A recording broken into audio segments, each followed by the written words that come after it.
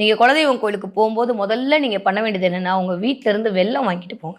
வெல்லமும் பச்சரிசியும் கண்டிப்பாக உங்கள் குலதெய்வம் கோயிலுக்கு கொண்டு போங்க. கொண்டு போய் அங்கே குலதெய்வம் கோயில் பாதத்தில் வச்சு வழிபாடு உங்கள் முறைப்படி நீங்கள் வழிபாடு செஞ்சு தேங்காய் வாழைப்பழம்லாம் உடச்சிட்டு அந்த வெல்லத்தை சுக்கு நூறாக இடித்து முடியும். உங்களுக்கு அந்த மாதிரி பழக்கம் இருக்குது அப்படின்னா சக்கரை பொங்கல் நெய்வேத்தியம் பண்ணி சாமிக்கு படைங்க. இல்லை மேடம், நாங்கள் தனியாக தான் போயிட்டு வரோம், இருக்கிற மாடர்ன் சொசைட்டியில் எங்களால் எல்லா அங்காளி பொங்கல்லாம் கூட்டிகிட்டு போக முடியல, இதுக்கு ஏதாவது ஒரு எப்படி சொல்லுங்கள் அப்படின்னா, உடனே அந்த வெல்லத்தையும் வாங்கி கொண்டு வந்து ஒரு பகுதி இடித்து அந்த குலதெய்வ செவுரை சுற்றி இருக்கக்கூடிய இடத்துல தூவி விட்டுவாங்க. பாதி வெல்லத்தை கொண்டு வந்து நீங்கள் வீட்டில் வச்சுட்டு உங்களுடைய சாப்பாட்டில் அதை கலந்து அன்னைக்கு ஒரு நைவேத்தியம், உங்கள் வீட்டில் குலதெய்வம் படம் வச்சுருப்பீங்களா, அதை வச்சு ஒரு நைவேத்தியமோ வழிபாடோ பண்ணிவிட்டு நீங்கள் அதை சாப்பிட ஆரம்பிங்க. இது ஒரு மெத்தடு. இன்னொன்று நான் இப்போ சொல்கிறது கண்கூடான பலனை தரக்கூடிய ஒரு விஷயம். இழுப்ப எண்ணெய். உங்கள் குலதெய்வத்தை வசியம் பண்ணணுன்னா